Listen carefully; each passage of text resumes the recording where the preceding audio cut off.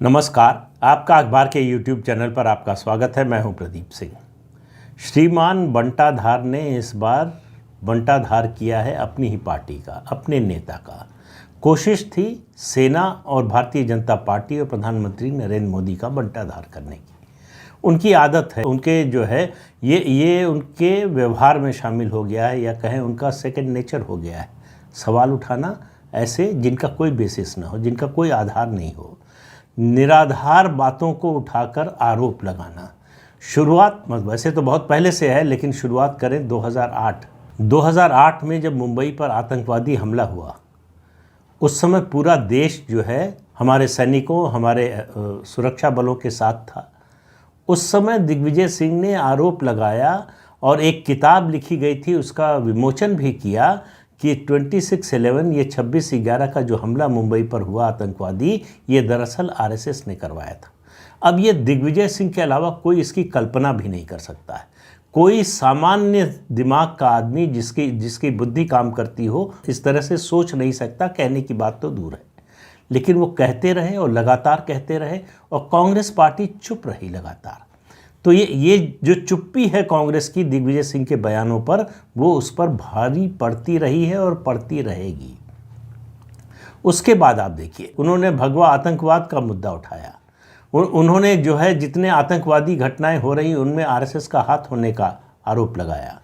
उसके अलावा फिर 2016 में आ जाइए, सर्जिकल स्ट्राइक, उरी पर हमला किया पाकिस्तान की आईएसआई के एजेंटों ने और आतंकवादियों ने।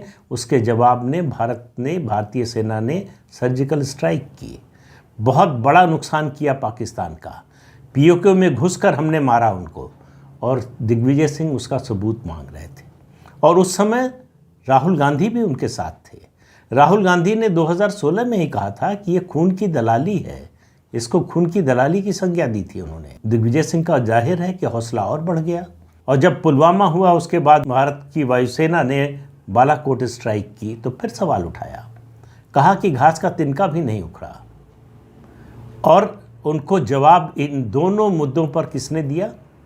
हालांकि इन दोनों ऑपरेशंस के बाद सेना ने और फिर वायुसेना ने एयर स्ट्राइक के बाद सामने आकर प्रेस कॉन्फ्रेंस करके पूरे देश को बताया, लेकिन कांग्रेस को विश्वास नहीं हुआ।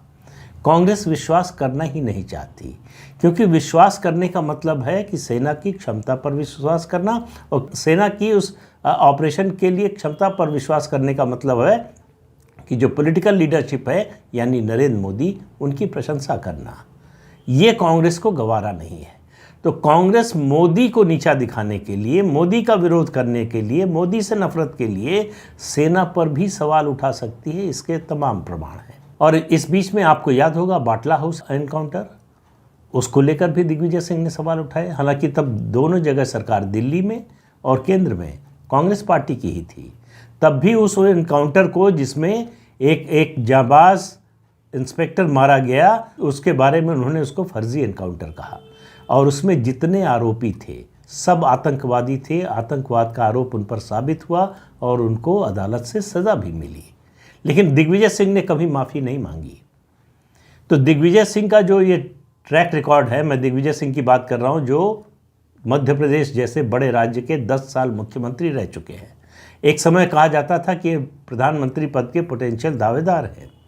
उनका पतन जिस तरह से उसके बाद से हुआ है, 2003 में सत्ता से बाहर होने के बाद, लगातार जिस तरह की अनर्गल बातें, अनर्गल आरोप, बेबुनियाद आरोप, जिस तरह की बयानबाजी वो करते रहे हैं, वो दरअसल अपनी पार्टी का ज़्यादा नुकसान करते रहे, बीजेपी का बल्कि एक तरह से कहें फ़ायदा ही करते रहे। लेकिन कोई पार्टी ऐसा फ़ायदा नहीं चाहेगी जो उसकी सेना की प्रतिष्ठा पर आंच पहुंचा कर हो।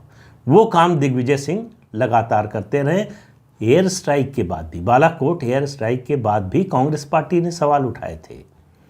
आज दिग्विजय सिंह ने जो हमला किया है, उसका जवाब सबसे पहले दिया, आज इंडियन एक्सप्रेस से बात करते हुए, लेफ्टिनेंट जनरल डीएस हुडा, जो उस समय नॉर्दर्न आर्मी कमांड के कमांडर थे, जिस समय सर्जिकल स्ट्राइक हुई, उनकी देख रेख में, उनकी निगरानी में, उनके नेतृत्व में, उन्होंने कहा कि हमने सर्जिकल स्ट्राइक की और ये हुई।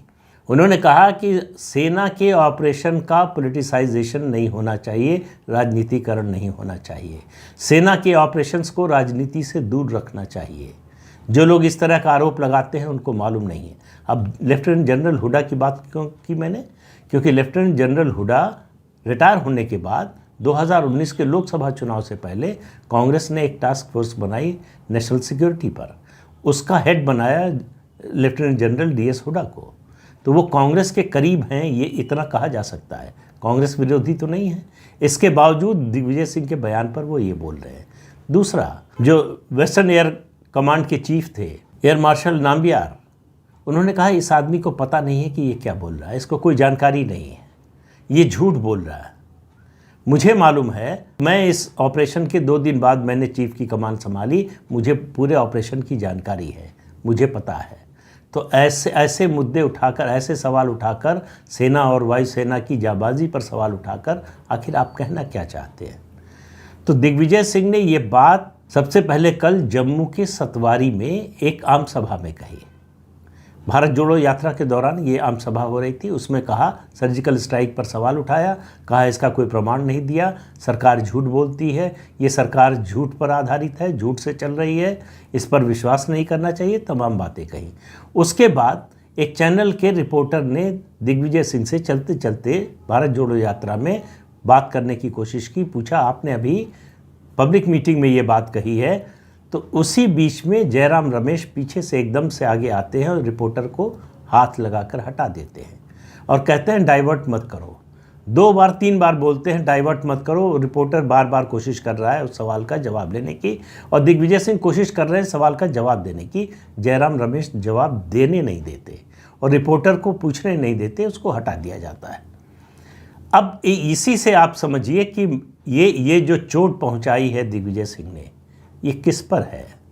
ये जो उन्होंने सर्जिकल स्ट्राइक की है, ये बीजेपी पर है, प्रधानमंत्री नरेंद्र मोदी पर है, या राहुल गांधी और उनकी भारत जोड़ो यात्रा पर है? जिस तरह का रिएक्शन कांग्रेस पार्टी का आया है, उससे लग रहा है कि उन्होंने पैर पर कुल्हाड़ी नहीं मारी है, कुल्हाड़ी पर पैर मार दिया है। तो दिग्विजय सिंह कांग्रेस पार्टी और राहुल गांधी के लिए लायबिलिटी बन चुके हैं, जिसको स्वीकार करने को अभी तक शायद पार्टी तैयार नहीं है। पार्टी का पहले बयान आया कि दिग्विजय सिंह ने जो बोला ये उनकी निजी राय है, पार्टी इससे सहमत नहीं है। तो कांग्रेस के ही नेता आचार्य प्रमोद कृष्णम ने बड़ा अच्छा सवाल पूछा। उन्होंने कहा, अगर ये दिग्विजय सिंह की निजी राय है तो पार्टी बताए कि पार्टी की क्या राय है। तो उसके बाद जयराम रमेश, प्रवक्ताओं, इन सब के बोलने का असर नहीं हुआ। जिस तरह से बीजेपी हमलावर हुई, सेना के पूर्व अधिकारी जिस तरह से बोले, उसके बाद राहुल गांधी को सामने आना पड़ा बचाव में। उन्होंने कहा दिग्विजय सिंह ने जो कहा वो बकवास है, पार्टी उससे सहमत नहीं है, पार्टी सेना का सम्मान करती है, पार्टी सेना के हर ऑपरेशन का समर्थन करती है और उस पर कोई सवाल नहीं उठाती। ये राहुल गांधी का बदला हुआ रूप है। यही राहुल गांधी 16 से और इस भारत जोड़ो यात्रा तक या इस घटना से पहले तक जो है वो सेना के शौर्य पर, सेना की ऑपरेशन पर सवाल उठाते रहे और लगातार सवाल उठाते रहे। पूरी कांग्रेस पार्टी उठाती रही है। उनके सारे प्रवक्ता टीवी चैनल्स पे डिबेट में पूछते रहे हैं। कांग्रेस पार्टी इस हद तक गई, जैसे मुंबई हमले पर कांग्रेस पार्टी और दिग्विजय सिंह ने, कांग्रेस पार्टी के एक धड़े और दिग्विजय सिंह ने ये आरोप लगाया कि ये हमला जो है वो आरएसएस की साजिश थी। उसी तरह से कहा गया कि जो पुलवामा में हुआ, जिसमें 40 सीआरपीएफ के जवान मारे गए, वो भारत सरकार ने या भारत की सुरक्षा एजेंसियों ने प्रायोजित किया था। ये बताने की कोशिश की कि ये गाड़ी कहाँ से आई, गाड़ी कैसे घुस गई और आरडीएक्स कैसे आया और इसकी जांच क्यों नहीं हुई, उसकी गिरफ्तारी क्यों नहीं हुई। सवाल ये है कि इस तरह के मुद्दों पर कुछ गोपनीयता की भी ज़रूरत होती है। कुछ जो है हमारे नेशनल सिक्योरिटी के इशू भी होते हैं, लेकिन बात ये होती है कि सरकार ने किया क्या। सरकार ने उस पुलवामा के बाद बालाकोट एयर स्ट्राइक की, जिसके बारे में एयर मार्शल नाम्बियार ने जो बात कही, उन्हीं के शब्द कोट कर रहा हूँ। उन्होंने कहा Balakot strike was a thumping success. अब इससे ज़्यादा कोई सेना का, वायुसेना का अधिकारी क्या बताएगा ऑपरेशन के बारे में? वो ये तो नहीं बता सकता कि हमने कैसे प्लान किया, कब प्लान किया, वहाँ किन किन को मारा। सवाल ये है कि जो बात पाकिस्तान नहीं कर रहा है, ये दोनों ऑपरेशन पाकिस्तान के खिलाफ हुए, एक पीओके में और एक पाकिस्तान में। न्यूक्लियर स्टेट पाकिस्तान के होने के बावजूद हमारी वायुसेना ने पाकिस्तान की सीमा में घुसकर, उनके एयर स्पेस में घुसकर हमला किया, लौट आए बिना किसी क्षति के। ये इतना बड़ा कारनामा था जिसकी देश भर में प्रशंसा हुई, कांग्रेस पार्टी को छोड़कर। कांग्रेस पार्टी सवाल ही उठा रही है तब से आज तक। और राहुल गांधी ने जिस तरह से दिग्विजय सिंह को स्नब किया है, वो इस बात का प्रमाण है कि ये चोट बड़ी गहरी लगी है। जम्मू कश्मीर में पहुंचकर आप सेना के शौर्य पर, सेना के बलिदान पर, सेना की कार्रवाई पर सवाल उठा रहे हैं, और कोई ताज़ी घटना हो, उसकी जानकारी आपको ना हो, फिर भी एक बार समझ में आता है, हालांकि वो भी नहीं होना चाहिए। ये 2016 की घटना है, यानी लगभग 6.5 साल पुरानी, फिर भी आप सवाल उठाते जा रहे हैं। तो आपका मकसद क्या है? तो दिग्विजय सिंह आज प्रेस कॉन्फ्रेंस में मौजूद नहीं थे। राहुल गांधी की इस यात्रा के दौरान जो प्रेस कॉन्फ्रेंस होती है उसमें ज़्यादातर में दिग्विजय सिंह और जयराम रमेश दोनों मौजूद रहते हैं। इस यात्रा के संयोजकों में एक हैं दिग्विजय सिंह। कहते हैं कि इसका आइडिया भी उन्हीं का था।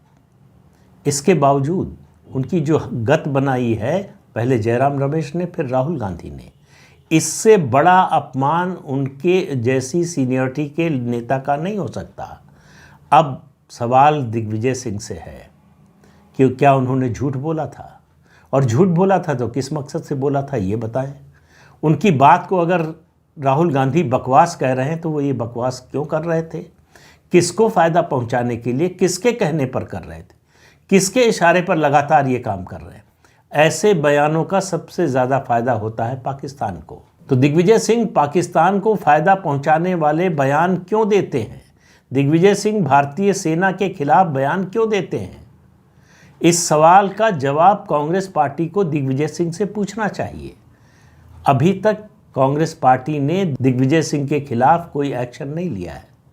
सिर्फ ये कह देना, इतना बड़ा आरोप लगाने के बाद, इतनी बड़ी बात कहने के बाद सिर्फ ये कह देना कि वो बकवास कर रहे हैं, वो आपके सीनियर लीडर हैं, आपके साथ चल रहे हैं, आपके एक समय जो है राजनीतिक गुरु माने जाते थे, उनका ये बयान, ये किसी सामान्य कार्यकर्ता का बयान नहीं है।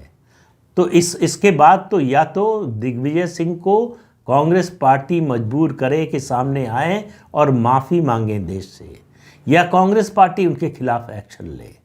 दूसरा पक्ष है दिग्विजय सिंह का। दिग्विजय सिंह में अगर जरा भी गैरत है, जरा भी आत्मसम्मान बचा है, तो इस घटना के बाद उन्हें या तो कांग्रेस पार्टी से इस्तीफा देना चाहिए या फिर अपने बयान पर डटे रहना चाहिए। सामने आकर, प्रेस के सामने आकर ये कहना चाहिए कि ये बकवास नहीं है, मैंने जो कहा था बिल्कुल सही है और मैं उस पर अडिग हूँ। अगर ये दोनों नहीं करते तो इसका मतलब अवसरवादी है, डरपोक है। इसका मतलब वो अपने स्वार्थ के लिए कितना भी गिरकर समझौता करने के लिए तैयार है। किसी भी ऐसे व्यक्ति का जिसमें थोड़ा भी आत्मसम्मान बचा हो, आज राहुल गांधी ने जिस तरह से उनकी बात पर प्रतिक्रिया दी है, उसके बाद चुप रहना केवल गलती को स्वीकार करना नहीं है, केवल अपराध को स्वीकार करना नहीं है, ये अपने आत्मसम्मान से समझौता करना भी है। तो अगर आत्मसम्मान बचा हुआ है दिग्विजय सिंह में, तो वो दिखाएं कि बचा हुआ है, वो बताएं कि बचा हुआ है। वो जयराम रमेश से बहुत सीनियर लीडर है, लेकिन जयराम रमेश का अगर आप चेहरा देखें उस समय जब वो बोल रहे हैं कि डाइवर्ट मत कीजिए, तो उनका बस चलता तो कुछ और भी कर सकते थे। गुस्से में हैं, नाराज़गी में हैं, उनको लग रहा है कि ये सब काम बिगाड़ रहे हैं। ये मुद्दा जम्मू कश्मीर पहुंचकर कम से कम कांग्रेस पार्टी किसी हालत में नहीं उठाना चाहती थी।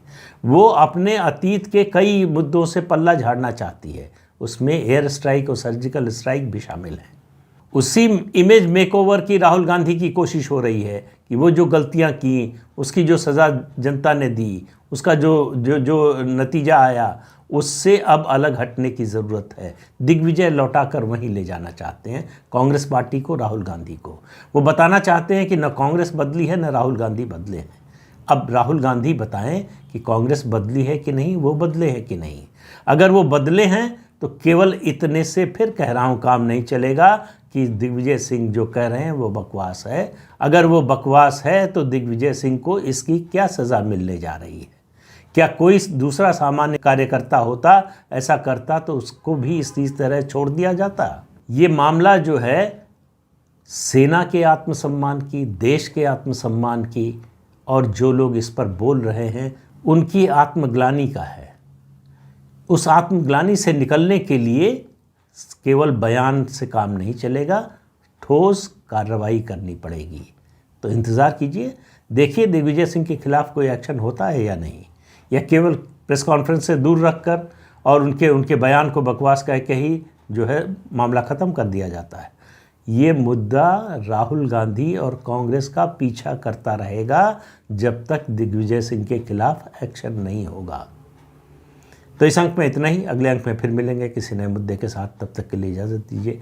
आपसे अनुरोध है कि चैनल देखिए, शेयर कीजिए, लाइक कीजिए और सब्सक्राइब ज़रूर कीजिए। नमस्कार।